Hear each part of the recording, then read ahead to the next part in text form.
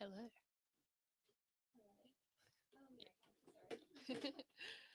Cool.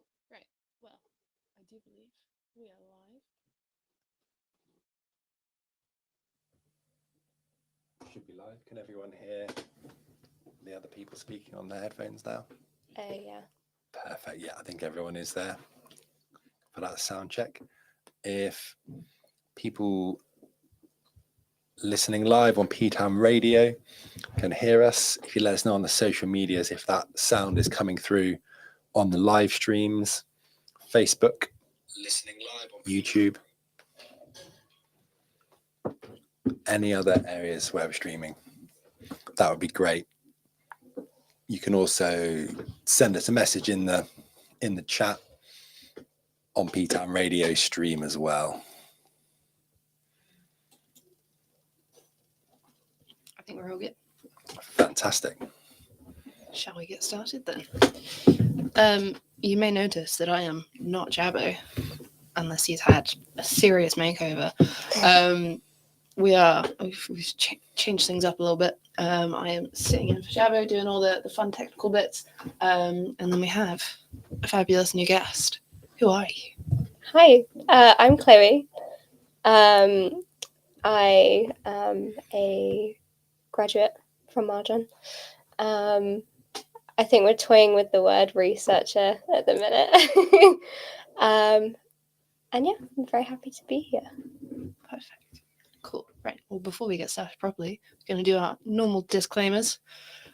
Views expressed in this podcast are the views of Mimi, Stu, and Chloe, and not necessarily the views of New Dice, Marjon, or Queer Out Loud. None of the views expressed are from P-Town Radio. All thoughts are our own, and all that good stuff.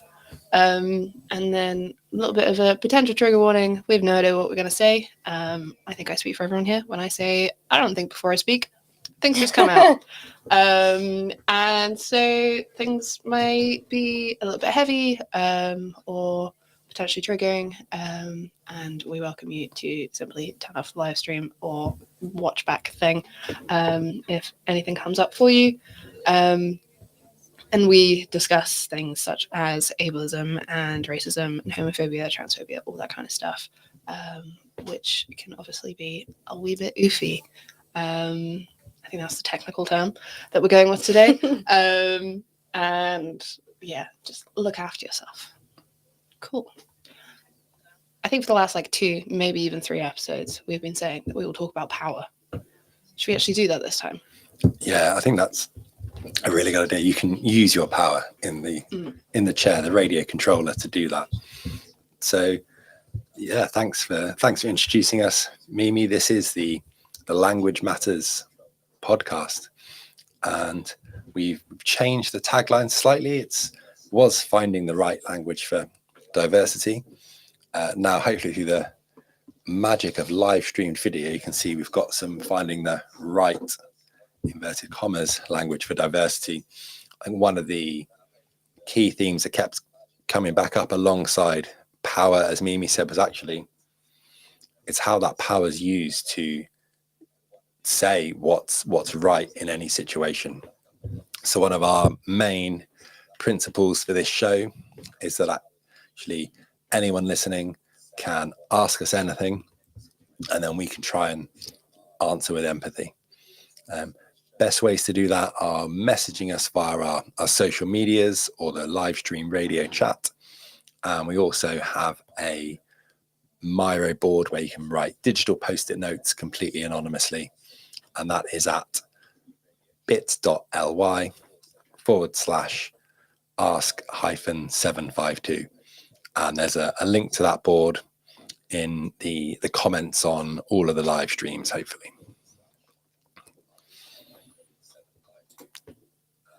The few sort of words on the kind of founding principles of the show. Our kind of original thing was we wanted people to join us on a dialogue and discovery, exploring nuances of language in the realm of diversity. Each episode, we try and bring individuals from diverse backgrounds, including race, disability, neurodivergence, and queer lived experience, to converge and share their perspectives and insights. The questions we sort of ask ourselves and welcome from others are, what words empower and uplift us? How do you navigate conversations around race, disability, neurodivergence, and queerness with respect, sensitivity? And how can we discover the power of inclusive language and its impact on fostering understanding and acceptance? And I'll hand over to either of you who could perhaps respond to this, but in some of the discussions Chloe and I had getting set up for the radio today, Chloe said, every time you have a conversation, your knowledge evolves and then your language evolves. And I thought that would be a fantastic starting point for the conversation today. I'm going to put you on the spot. You want to expand? Yeah, I guess, I don't know. It was just a very candid moment and it just came out beautifully. But we're kind of talking about kind of, if like you guys are having like people back and stuff, the kind of evolution there, like, there's no, I guess the whole idea of kind of language matters and this kind of whole understanding inclusivity and diversity, there is no perfect person here. It really is like a journey, and I don't think it's not like a journey that you can complete necessarily. And at least for me, I feel very much like I'm in a very privileged position where I have amazing humans around me, and I've been in a really good context educationally where I've just felt challenged, been really open to ideas, and yeah, I feel like I'm really living this journey of kind of always learning, expanding, evolving my kind of ideas. And yeah, literally every single conversation that I have twigs something in my mind, and then I'm like, wow, that's incredible. That I've never thought about this way. And yeah, I don't know, that's what I thought. I think the idea of evolving is something that is incredibly important when it comes to language, because I think I've said this before, but language is constantly evolving, and particularly like the younger generations with like slang and stuff like that. The fact that I'm saying like loads is something that is very symbolic, I suppose, of our generation, which wasn't common in generations before. And that is the way that our like Gen Z generation changed language. Yeah, definitely. And that's something that older generations and also younger generations and us have picked up on. And that's probably going to be a thing for the next 50 plus years. Yeah. And that's with such a simple space filler, I suppose, let alone like proper language. Yeah. And again, like queer out loud. I have queer in our name. That is something that is incredibly new to be used and to be socially acceptable, because 20, maybe even less than that, years ago, queer was a horrible word. It was something that you would be told whilst you were getting beaten up and assaulted and stuff. And people have like died in horrible, horrible ways whilst being called this word. But that language has evolved. It's been reclaimed. It's been, the definition has changed, the perspective has changed, the people that use it and the tone in which they do it has changed. And yeah, everything is evolving constantly. You can't get to a finish line because that finish line is always moved, not necessarily further, just in a different direction. Yeah.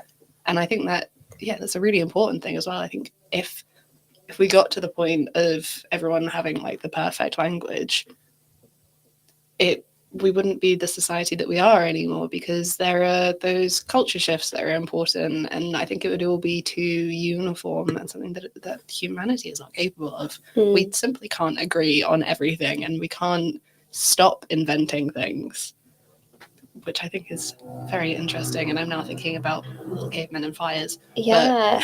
It's incredible. Just like how humans communicate, kind of even, just colloquially, is just incredible. Yeah, I mean, England is a wonderful example of that. Like, you go up north, can't understand anything. Even Cornwall, you talk to the right farmer, none of those words are going to make any sense, but it's all just things that make sense to them, and little words that are just so normal. Yeah. And say it to someone, I don't know, like a posh Londoner that's just moved down to Cornwall, for example, is going to have like a total like culture shock, despite the fact that they've only travelled like 3 hours. Yeah. I like to think that the kind of little signs and glimmers that I see is sort of language is becoming more expansive rather than this sort of homogenized standard English. The New Dice launch in Wales that Anne Collis did an incredible job of coordinating happened bilingually, so there was funding for that, and I do a lot of the graphic design work and actually interacting with the Welsh language, which I couldn't understand. I was just thinking, yeah, it's moving in the right direction to actually, yes, you have to do more work to make things more accessible, but that's what we need to be doing. I was speaking to someone the other day who was a bard of the Cornish Language Association as well. So absolutely not on the record, but this is because it's live on radio. New Dice Cornwall. You know, what might a neurodivergent entrepreneur who's interested in the Cornish language like to see that they perhaps can't express in English right now? Is there anything unique in there that we could explore? I think often neurodivergent minds love to go on these tangents of things we could try and understand more of and explore and ask all these questions. And actually one of the reasons I wanted Chloe to join us today was Chloe's very skilled at taking lived experiences, which is what this show really underpins. That was the main thing that me, you, Jabbo talked about that we wanted to share. But Chloe's perspective, how can you take those lived experiences and use them to inform research? So I thought it'd be, if it's all right with you, Chloe. Yeah. Can you tell us like a little bit about your research journey? Kind of when did it start? Were there kind of seeds a long time ago? Did it start here in Plymouth when you were at Marjon University? It's a funny one. I've always loved learning. Actually, when I look back on it, I have always been kind of all over that. And yeah, so ended up in like a roundabout ways on the outdoor education course at Plymouth. And the kind of big piece of research that kind of we're referring to was just my undergraduate dissertation, which I've been very, very lucky to kind of take that to the International Outdoor Education Research Conference in Tokyo, which was an incredible experience. But the kind of the research tool in that was autoethnography. So we're kind of talking about dismantling these kind of really, what's the word? Kind of colonial, hegemonic kind of norms of knowledge, and moving away from that positivist kind of idea that, you know, for knowledge to be valued, it has to be functioning in this kind of set of lines almost. And we kind of start talking about autoethnography. So it's kind of a tool where you're using your own lived experience as a researcher to position yourself in a context and then explore kind of the underpinning theories of that. So for me, I was journaling. But it started in Marjon, and Stu was literally there. We did this module on autoethnography. We went mountain biking, which was incredible. And that was the first time. And I remember being like, whoa, this is super cool. Because I don't know about what you guys think, but I think even the most far removed scientific knowledge that you will ever get, there's still an origin point where that researcher has kind of become interested in a topic, right? And it doesn't matter how far you try and kind of remove yourself, that is still there. So yeah, to actually kind of live that is super cool. And kind of for my undergraduate dissertation, I've actually found a better way of describing it because I always flail. But we're talking about dialogues here as well and starting dialogues. And actually what I wanted to do was start a dialogue about abortion in the outdoor education context because no one had done it before. And so I wrote from a personal experience of kind of, you know, I had an abortion a couple of years ago. In the aftermath of that, I kind of experienced a lot of grief, a lot of guilt, but also it was a really positive experience for me. So I kind of wanted to be like, okay, I can't be the only person feeling like this. And I found that for me, climbing was kind of really pivotal in my exploration of that. So that is kind of what I did with the hope of initiating that dialogue in the outdoor education context. And yeah, it was really well received, kind of better than I kind of ever thought. But yeah, I've kind of gone on a tangent there, but full stop, open floor. Yeah, tangents are what we're all about. And thanks to Jabbo for sort of hosting and guiding our first few shows, but also handing that power to us. There's some responsibility, some trust there to do that. I had a question about your research, Chloe. You talked about how as the sort of knowledge progresses, the language progresses. Are there some key moments in there? Did you develop your own sort of new parts of language that allowed you to understand your experiences? Oh, that's quite a good one. I think so. My research method, if you will, was just a bunch of journals. And so for me, that is quite, like, I read it and it's quite almost narrative prose kind of. So you're really like, it's from a personal point of view, but it really is painting a picture of like the landscape, the movement, what that feels like. And I think that's, yeah, I think like autoethnography, this way of doing research, we were kind of talking about it before. I think it makes knowledge more relatable to people. I really think that a lot of times, if you want someone to really care about something and engage with it, you kind of have to make them feel something. And for me, I found like autoethnography was a really good way to kind of, yeah, separate that. Because if you're reading a kind of really bland, really scientific, it's taking a context that actually there is a lot of feeling involved and kind of removing that. And that just feels really unnatural because like humans, we are feeling individuals. Like it just is our way of being in the world. And yeah, I think it really kind of allows that language to make knowledge more accessible. And that was just like a starting point. Like the evolution from there is just limitless. And it's something we've been exploring, Stu, like in just various conversations that we've had. And again, I said before, I'm really lucky that I've got a lot of really cool individuals around me that challenge my thinking, expand it, introduce me to new ideas. So yeah, it's kind of a little sapling that's kind of growing into something that could be kind of interesting.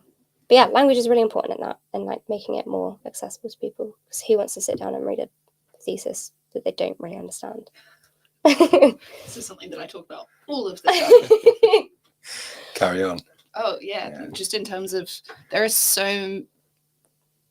I don't understand the point of people going to university and spending like 3+ years doing all of this research, doing all this studying, spending however much money to make a paper that no one's going to read, because no one can, other than people that are exactly the same as them. Mm-hmm. And I think I've read maybe 3 academic papers in my life. One of them was like 8 pages, and that was like a huge achievement for me. It was about forest school and autism. It was wonderful. I think that was one of the first things that you sent me as a little like, I'm going to get the new dice brain on you, in a far more positive way than that sounded.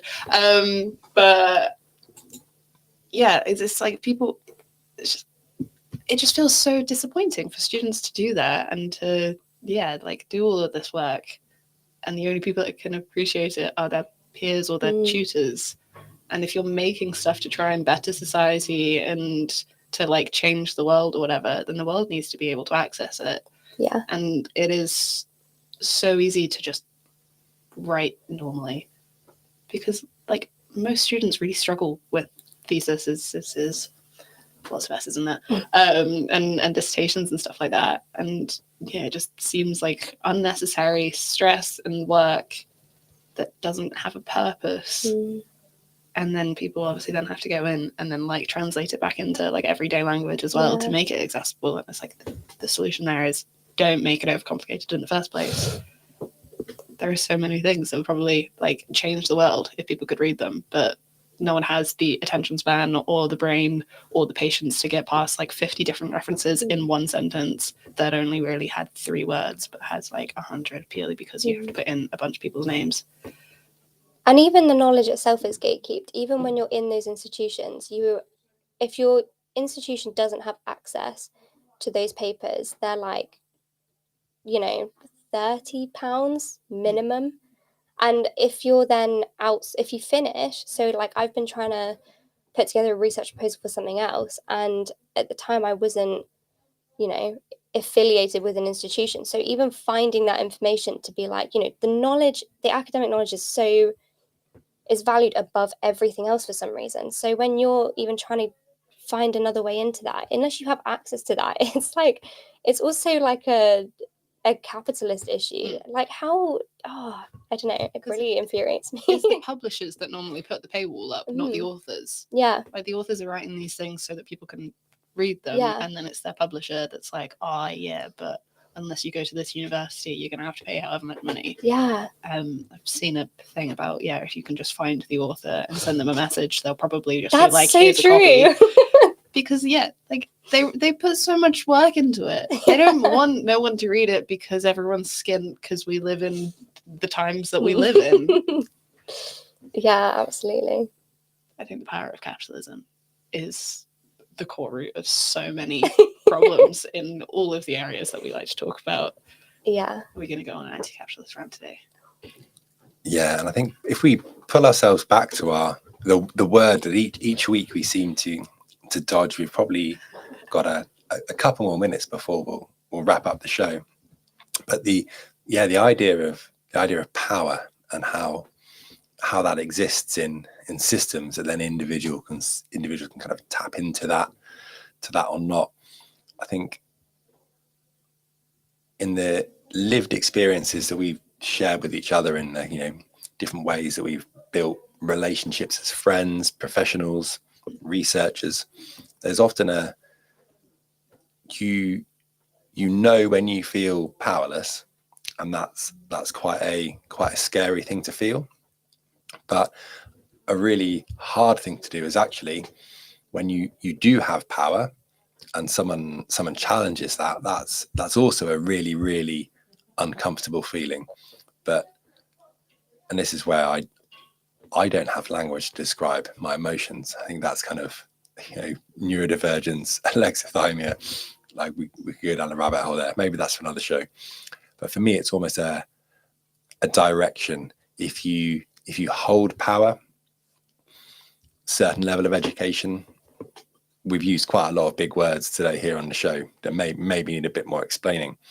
We're saying we should make it accessible in plain language. I think we should almost translate some of this show. But yeah, when you hold that power and you're challenged, what do you do next with that discomfort?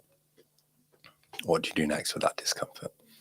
That's what I try and ask myself each time. What power do I have? How can I understand where it's coming from? I think it's really important to remember that, like we talk about our lived experience and any marginalization that we face because of being X, Y, Z and stuff like that. But no one is ever 100% powerless 100% of the time.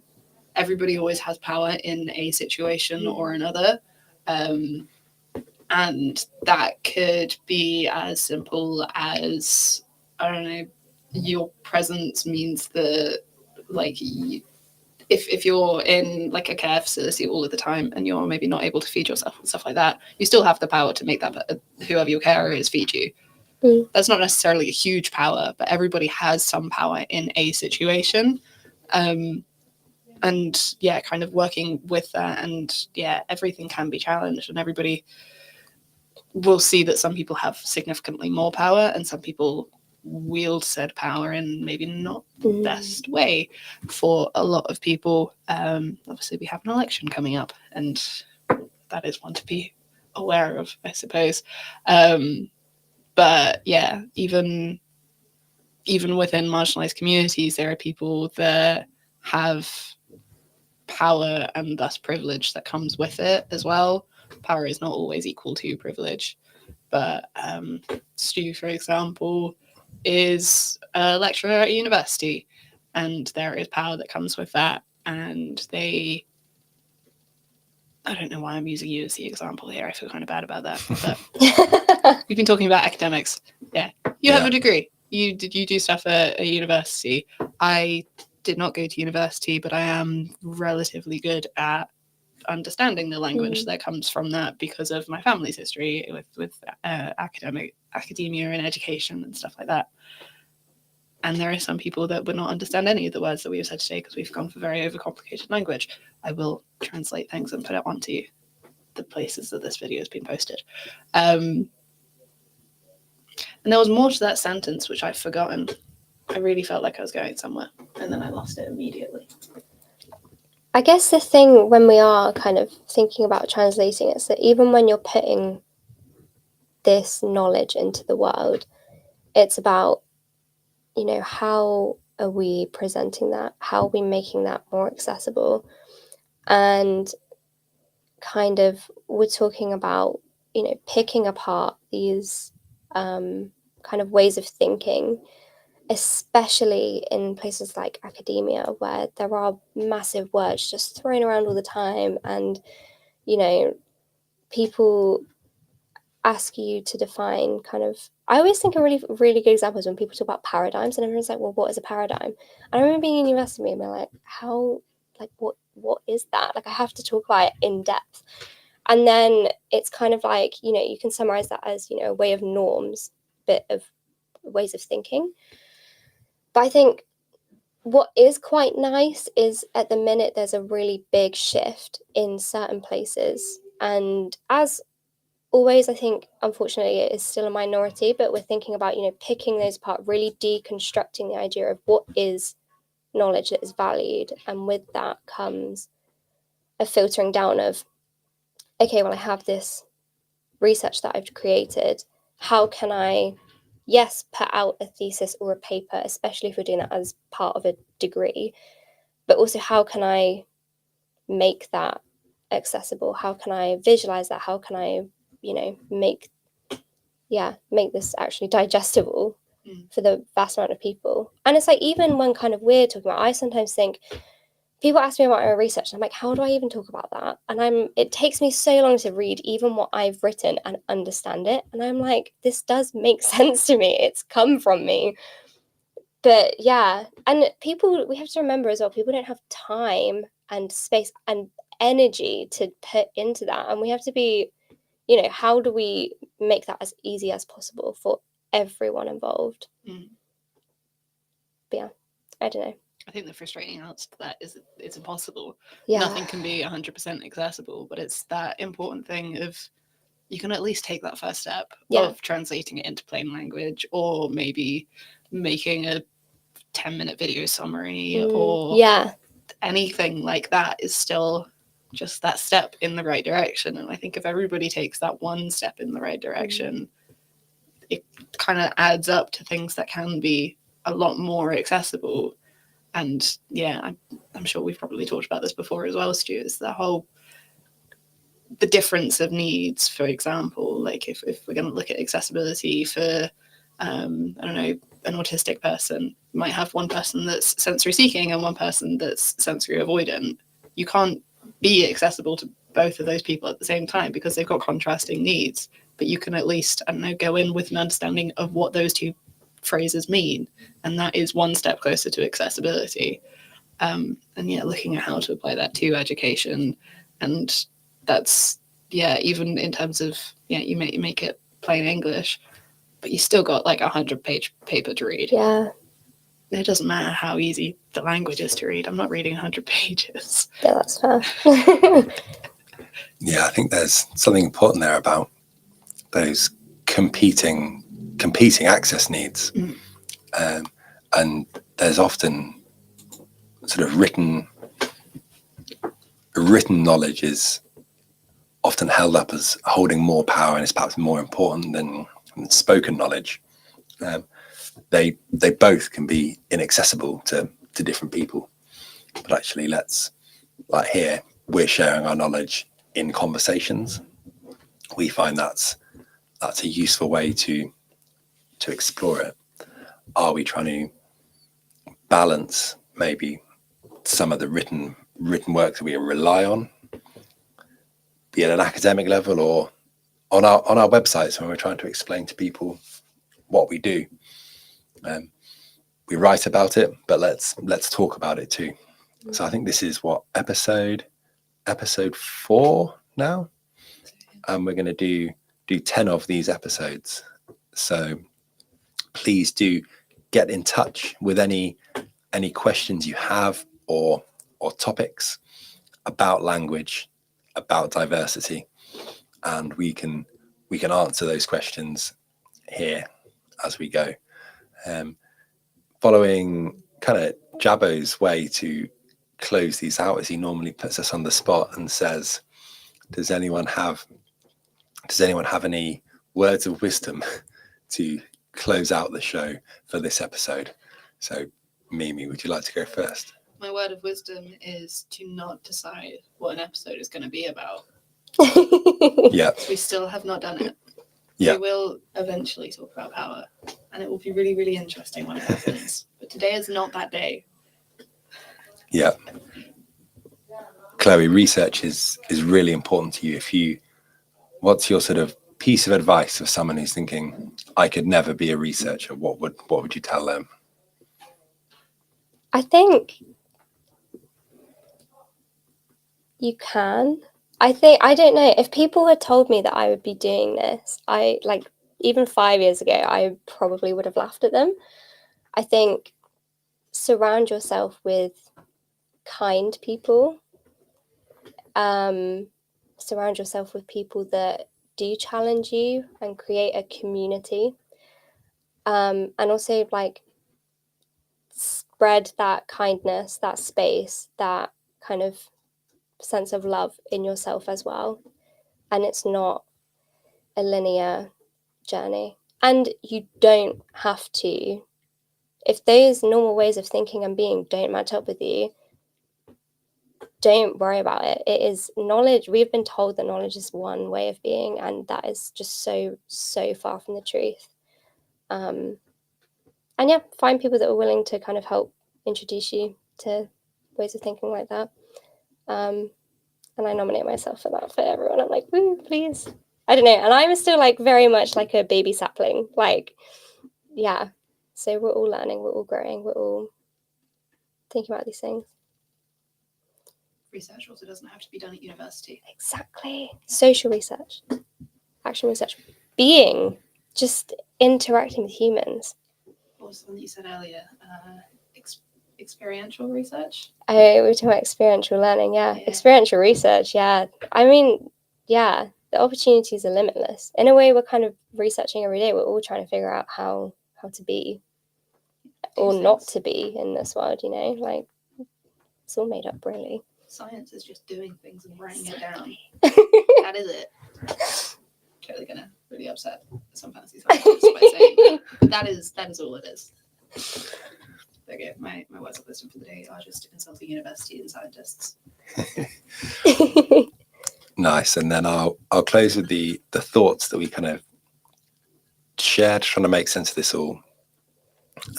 Was believe people's lived experience outside the spectrum of acceptable opinion.